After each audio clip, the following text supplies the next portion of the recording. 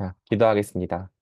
사랑해 주님 감사합니다. 오늘도 우리가 내일 예배를 준비하면서 우리 목자 모임을 진행하려고 합니다. 먼저 우리의 마음이 이 말씀을 준비하는 것에 사모함을 갖게 하여 주옵시고 이 시간 특별히 우리가 복음에 대한 우리의 태도와 생각을 다룰 때에 주님께서 우리의 마음에 복음에 대한 감격과 기쁨을 회복하여 주셔서 우리가 복음을 통해 주님을 더욱더 진실하게 섬기고 또 영혼들을 사랑할 수 있도록 함께하여 주시옵소서.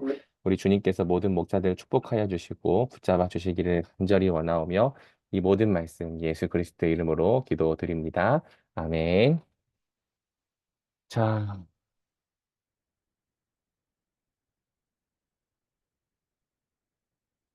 어,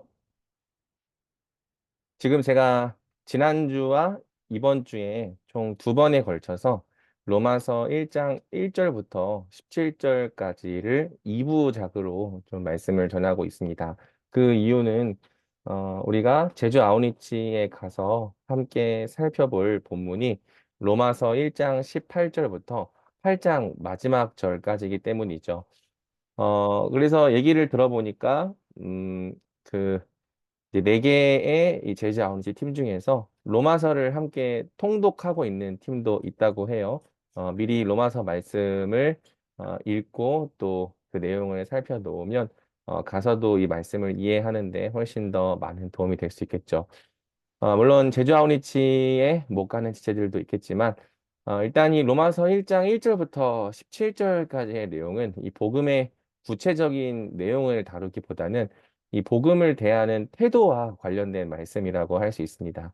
그래서 저번 주에 우리가 요즘 나의 복음 점수는 어떤가? 과연 내가 복음으로 말미암아 살고 있는가에 대한 점수도 매겨봤는데 다시 한번 좀 복음에 대한 우리의 마음과 생각을 좀 재고해보고 새롭게 하는 시간으로 우리가 이번 2주를 보내면 좋을 것 같아요. 그리고 이제 다음 주는 또 아우팅 주간이기 때문에 다음 주에는 목자 모임도 없고 또 보고서도 없습니다. 이번 주까지 조금만 더 힘내서 7월을 잘 마무리하고 또 8월 달로 또 이제 우리가 힘있게 나아가면 좋을 것 같습니다.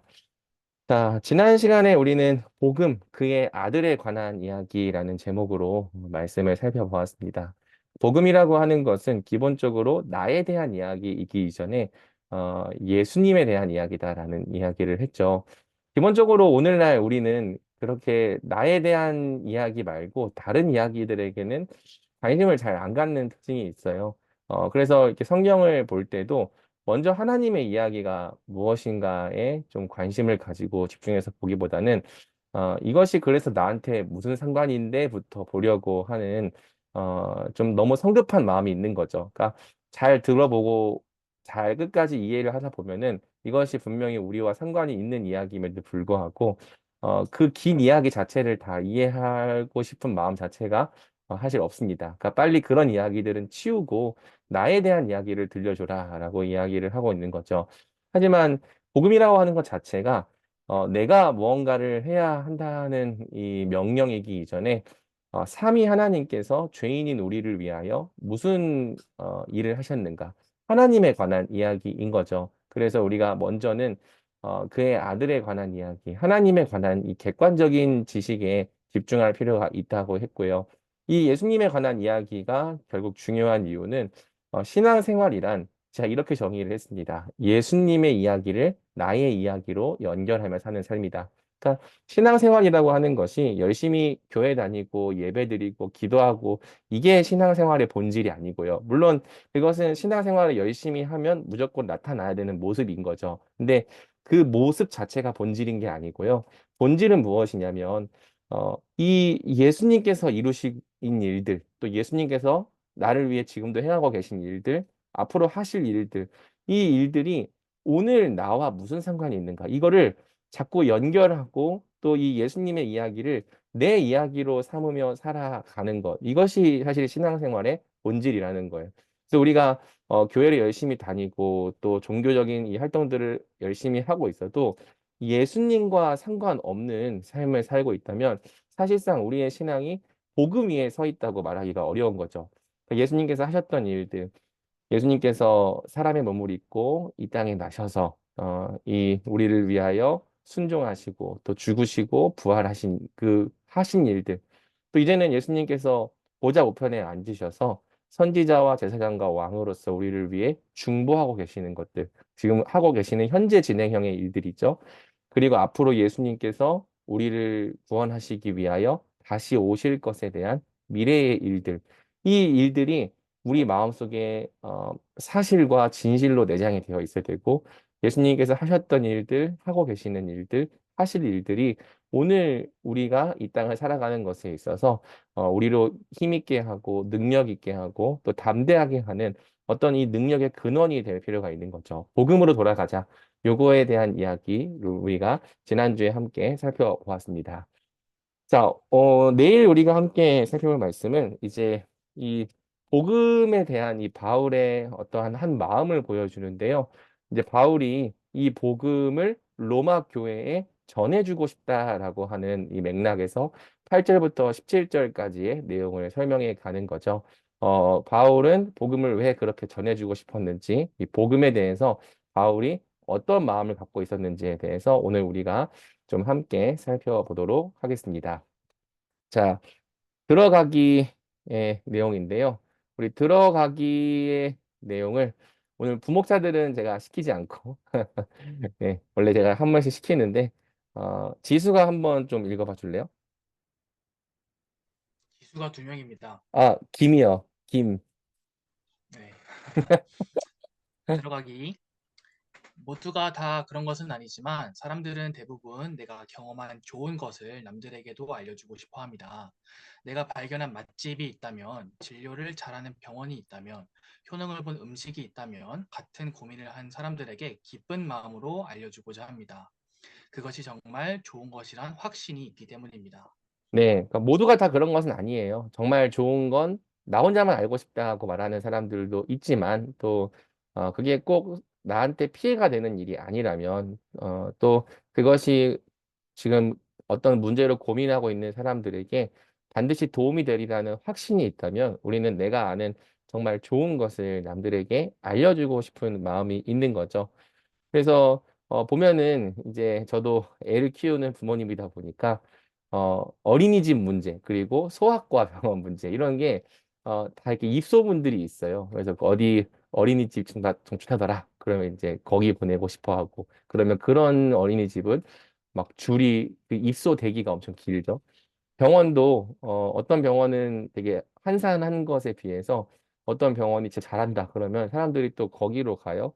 어떤 또 음식이 몸에 좋다더라. 특별히 이제 어떤 문제에 좋다더라 하면은 사람들이 그 음식을 먹는데 우리가 이런 것을 남들에게 알려줄 때 생각보다 되게 기쁜 마음으로 알려줍니다. 내가 정말 좋은 걸 알고 있는데 너도 이걸 알아야 돼. 되게 자신 있고 확신 있는 마음으로 이걸 너도 알면 너도 나와 같은 걸 맛보고 경험하고 누리게 될 거야라는 그런 확신으로 우리가 이야기를 해주려고 하는 거죠.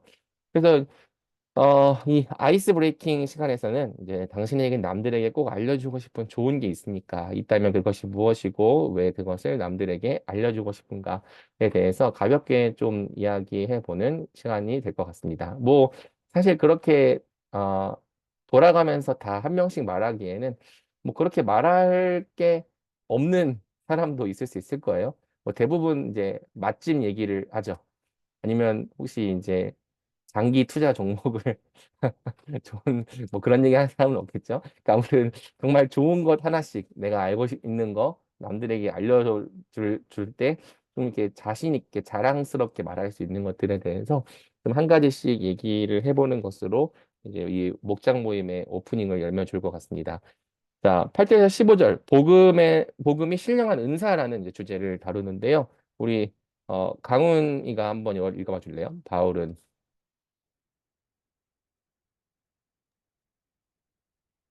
바울은 자신이 로마 교회에 꼭 방문하고 싶은 의도를 다음과 같이 밝힙니다.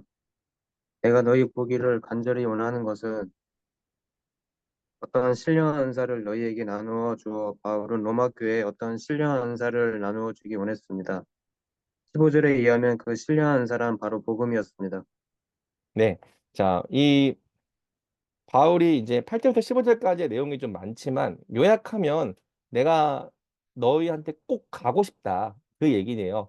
근데 왜 가고 싶냐라고 물어본다면 바울은 어떤 신령한 은사를 나눠주고 싶다라고 얘기를 하는 거죠. 신령한 은사라고 하니까 우리가 어떤 뭐 신령한 능력, 신령한 재능 이런 걸 나누어 주고 싶다라고 생각을 하기 쉬운데요. 사실 성경에서 은사라고 하는 단어는 재능이라는 뜻과 전혀 관련이 없는 단어입니다. 우리가 보통 야 그게 너의 은사야라고 말할 때 그 은사는 하나님께서 주신 어떤 특별한 재능, 능력을 뜻하는 말로 많이 쓰이잖아요. 근데 이 은사라는 단어 자체는 재능이라는 말과 아무 관련이 없어요. 은사라고 하는 것은 선물이란 뜻이에요. 그 영어 성경을 보면은 은사는 항상 뭘로 번역이 되죠? 기프트라고 번역이 돼요. 이 은사라고 하는 이 한국말 자체가 약간 그 임금이 하사하는 선물이다. 약간 이런 뜻이라고 해요. 그러니까 은사라고 하는 말 자체가 선물인 거죠.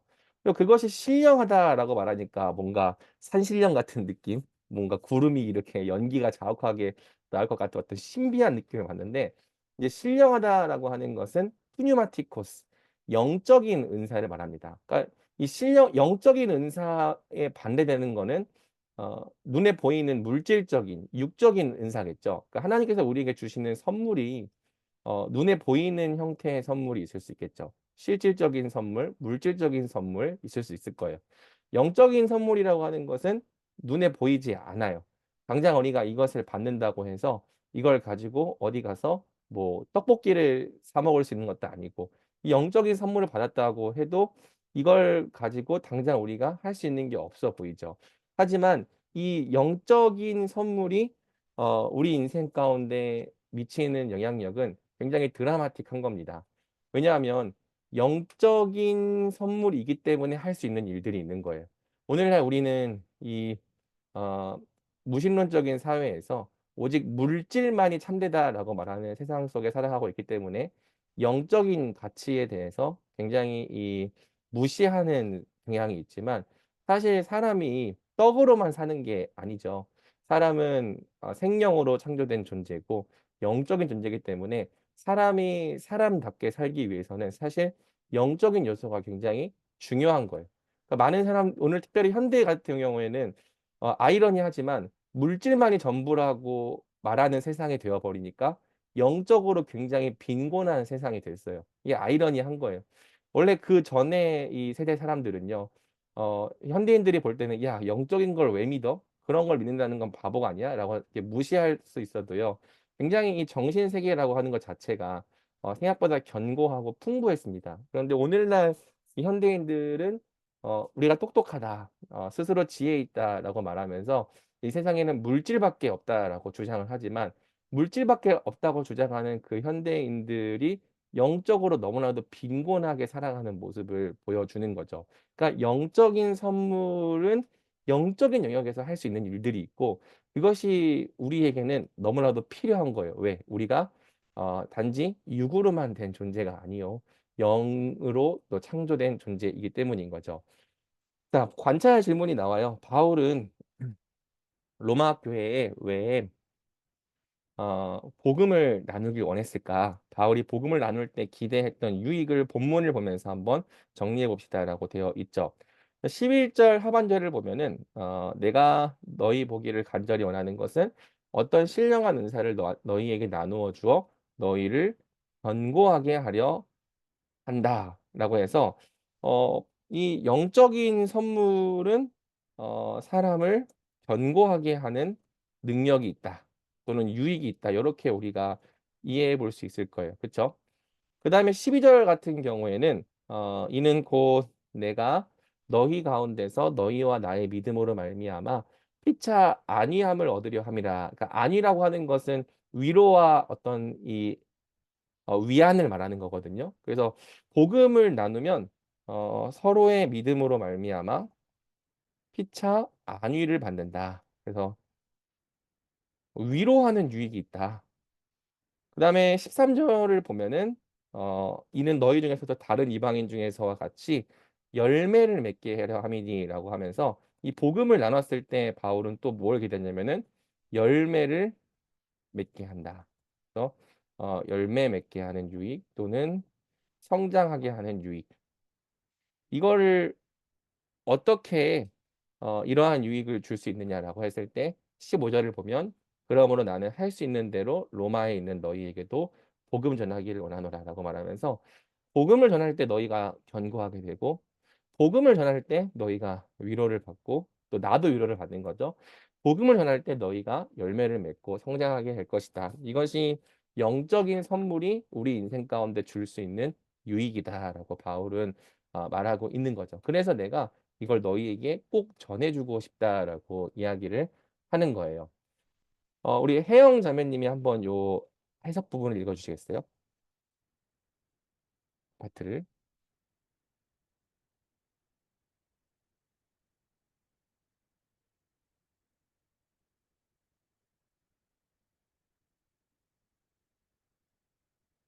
안 되나요?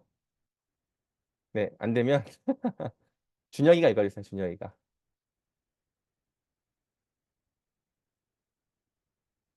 로마 교회는 이미 예수님을 믿고 있는 교회였습니다. 그럼에도 불구하고 바울은 로마 교회의 신령한 은사, 곧 복음을 나누고 싶다고 말합니다.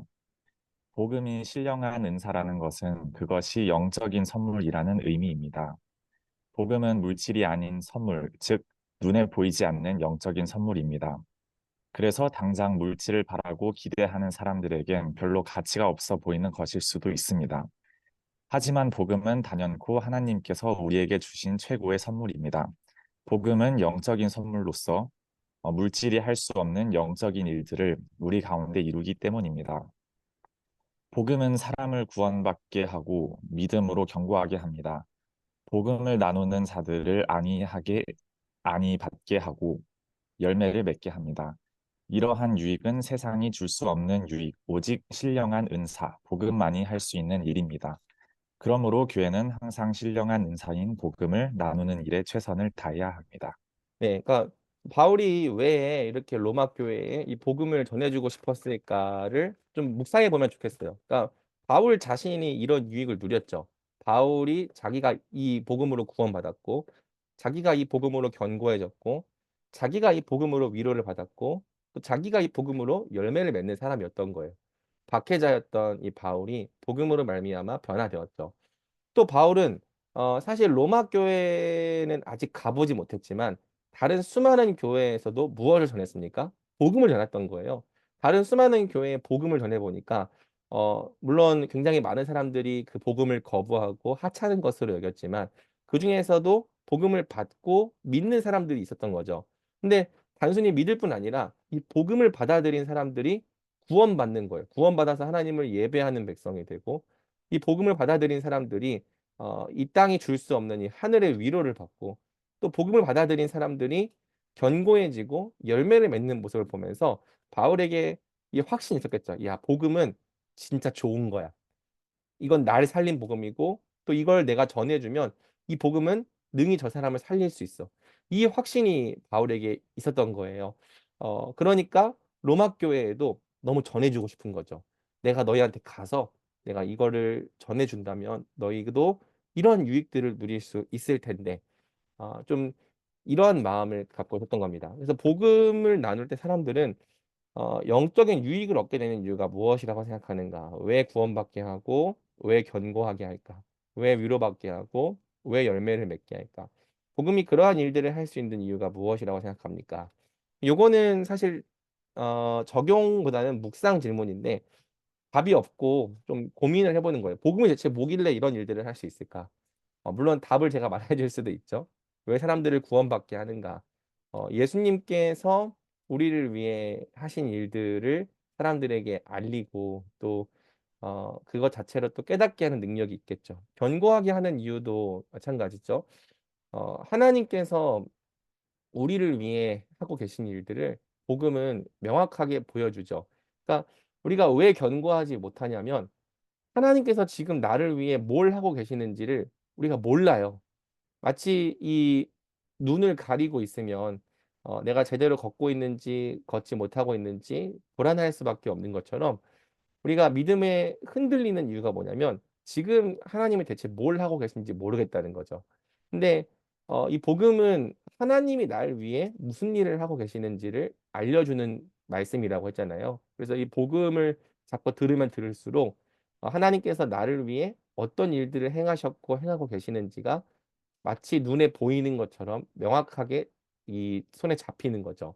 그래서 이 히브리서 11장 1절은 믿음은 바라는 것들의 실상이고 보이지 않는 것들의 이 실체라고 말했잖아요. 그래서 보이지 않는 것들을 복음은 볼 수 있게 해주는 이 역할을 하는 거예요. 그래서 복음을 들으면 들을수록 하나님이 하시는 일들에 대해서 우리가 확신을 갖게 되니까 더 견고해질 수밖에 없겠죠. 위로받는 것도 그래요. 이제 사실 이제 이 로마서가 말하는 이 위로는 함께 복음을 고백하는 사람들을 만날 때 얻게 되는 위로에 대해서 말하는 거거든요. 너희와 나의 믿음으로 말미암아 피차 안위를 얻게 된다. 그게 무슨 얘기냐면 사실 우리가 이 땅을 살아가면서 같은 믿음을 고백하는 사람을 교회 말고는 만나기가 어렵잖아요. 교회 밖을 나서면 같은 믿음을 고백하는 사람이 없죠. 그렇지만 이 교회 안에서 분명 그렇게 많은 숫자는 아니지만 한 믿음을 갖고 있고 한 이 고백을 하고 있다는 사실을 우리가 서로가 서로에게 복음을 나누면서 확인을 하게 되는 거예요. 아, 우리가 같은 걸 믿고 있구나. 우리가 같은 소망을 갖고 있구나. 나만 이것을 믿는 게 아니고 우리가 함께 이것을 고백하고 있구나. 이것을 복음을 서로가 서로에게 나누면서 확인할 때에 안위를 받는다. 너희와 나의 믿음으로 위로를 얻는다라고 성경은 말하는 거죠. 그리고 결국에는 이 복음이라고 하는 것은 끊임없이 예수님을 의지하게 만들면서 이 예수님의 능력으로 또 우리 인생에 열매를 맺게 하는 힘도 있는 겁니다. 그래서 왜 복음이 이러한 일들을 할 수 있을까에 대해서 한번 좀 여러분들이 답을 얘기해 주지 말고요. 특별히 목원들 중에서 이 좀 얘기해 볼 수 있는 지체들한테 한번 물어봐서 복음이 왜 우리 인생 가운데 이런 일들을 할 수 있을까에 대해서 좀 묵상해 보는 질문을 던져볼 수 있을 것 같아요.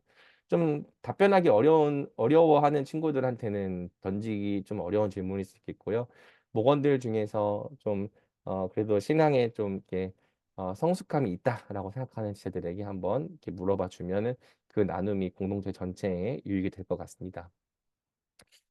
자, 그래서 이제 이 4번 질문으로 연결되는데요. 당신은 이 복음을 통해 본문이 말하는 유익을 경험해 본 적이 있는가? 그래서 복음이 어떤 식으로 나를 구원했는지, 견고하게 했는지, 위로를 주었는지, 열매를 주었는지, 열매를 맺게 했는지. 아마 요 네 개를 다 말하기 어렵고 한 사람당 뭐 하나씩 얘기해 볼 수 있겠죠. 그래서 나는 복음을 통해서 구원받는 유익을 경험해 봤어. 나는 복음을 통해서 이런 식으로 견고해지는 걸 뭐 몇 살 때 경험을 해봤어. 내가 정말 힘들 때 이 복음이 위로가 되었어. 내가 지금 이렇게 하나님을 사랑하고 온유한 사람이 된 것은 이 복음 때문이야. 그래서 복음이 나한테 어떤 식으로 유익이 되었는지 약간 좀 간증을 나누는 형태로 이 부분에 대해서 좀 적용을 이야기해 볼 수 있을 것 같습니다. 목이 부어가지고 또 말하는 게 점점 힘들어지네요. 자, 그래서 우리 16절을 한번 또 마지막 보는데요. 내가 복음을 부끄러워하지 아니하노니. 한번 요 텍스트를 한번 성진이가 좀 읽어줄래요? 바울은 자신이 복음을 부끄러워하지 않는다고 말합니다. 하지만 인간적으로 볼 때 바울은 누구보다도 복음을 부끄러워해야 할 사람이었습니다. 그는 복음으로 말미암아 옥에 갇히고 매를 맞고 여러 번 죽을 뻔했습니다. 이외에도 굶고 춥고 헐벗는 등 수많은 고난과 수치를 당해야 했습니다. 그런데도 바울은 복음이 부끄럽지 않다고 말합니다. 그 이유는 이것입니다. 이 복음은 모든 믿는 자에게 구원을 주시는 하나님의 능력이 됨이라.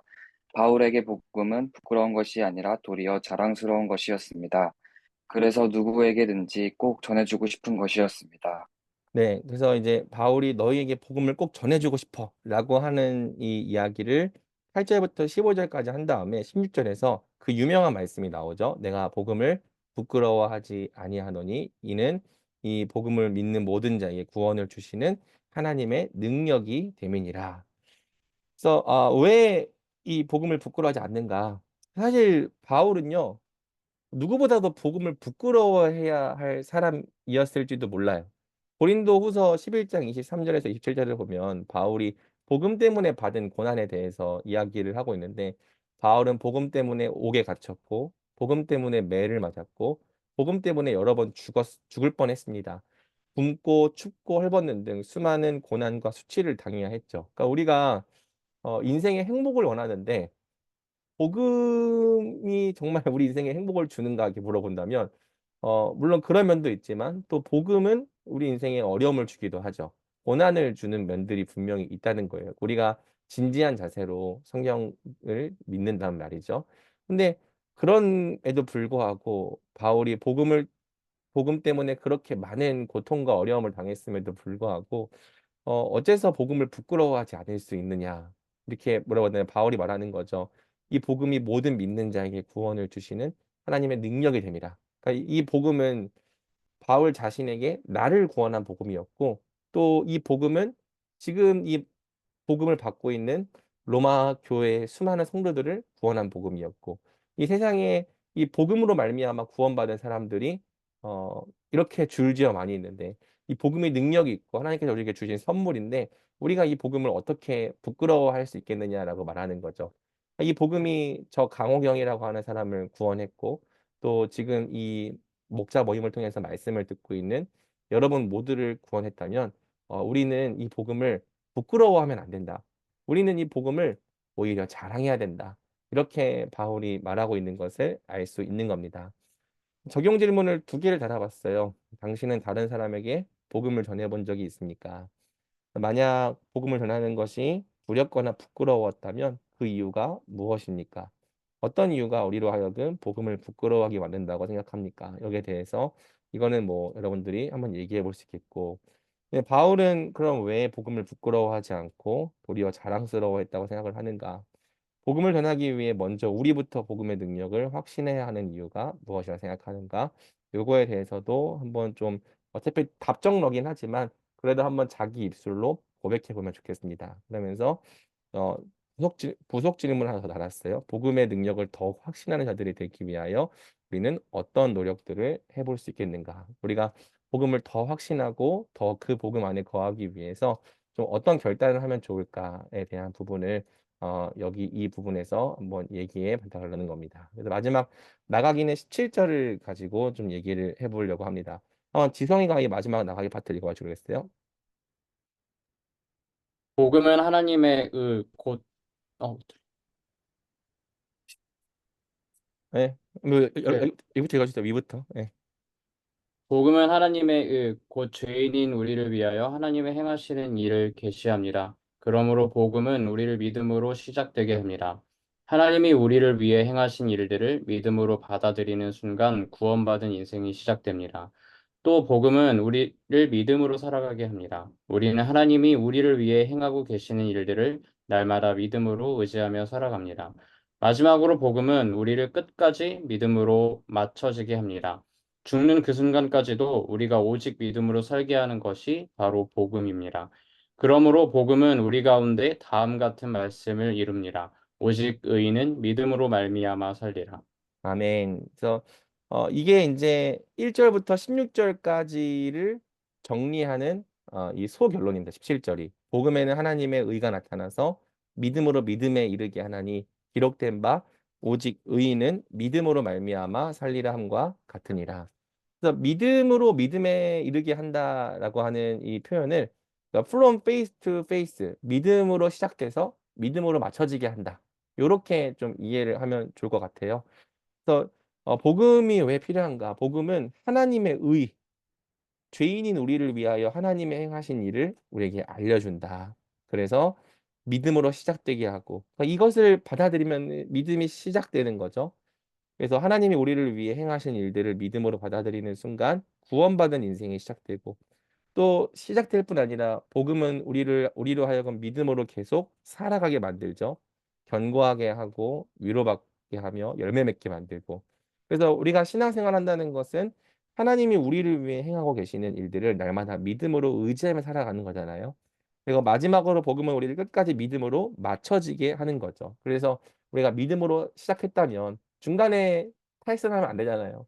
마지막에 딴 것으로 맞춰지면 안 되잖아요. 믿음으로 시작했다면 믿음으로 맞춰지게 하는 거죠. 그래서 죽는 그 순간까지도 우리가 오직 이 예수님을 믿음으로 살게 하는 것이 오직 복음인 거예요.